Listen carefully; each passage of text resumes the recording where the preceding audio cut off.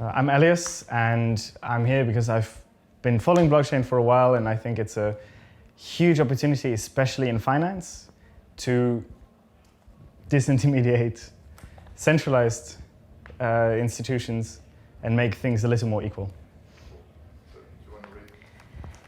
Let us imagine, what do we actually want our world to become? Not as it is presently and is becoming with finance and blockchain, not as financial technologies are presently used, but how we wish them to be used. Let's imagine that the year is now 2020. Capital is distributed and a P2P relation. That there are no banks, at least not as they exist today. And that finance has increasingly become free of its current misuse. That it has become free to create new kinds of social relations. What would this look like? What should this look like? What if you and I commanded the forces of finance? What would it mean?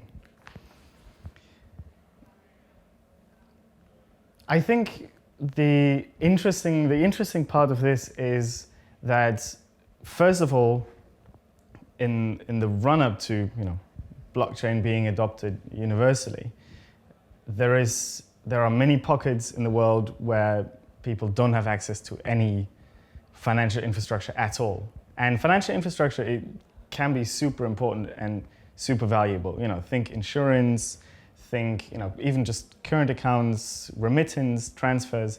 And in those kind of underserved bubbles, if you want to have access to financial services or financial infrastructure, you end up paying a much higher price and you run a much higher risk.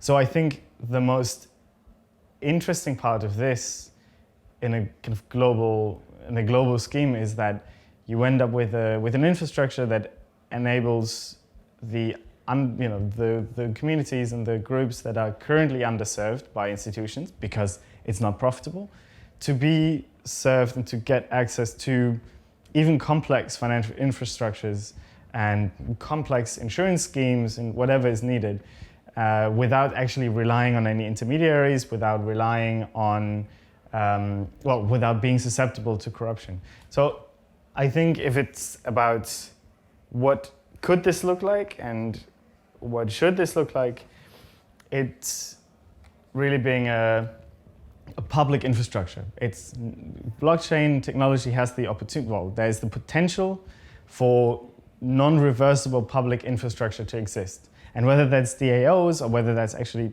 simple infrastructure that just lets you deposit money, the interesting thing is that you can't privatize it after you've built it. And it is, to the extent that the technology is secure against majority attacks, etc., it is actually public. So to me, that is how it should look like. Many participants in the market building businesses around public infrastructure that is built in the process. So ultimately, that's how this should look like. Lots and lots of public infrastructure available to a global audience and making it a bit easier to transact and get access to the financial services you need.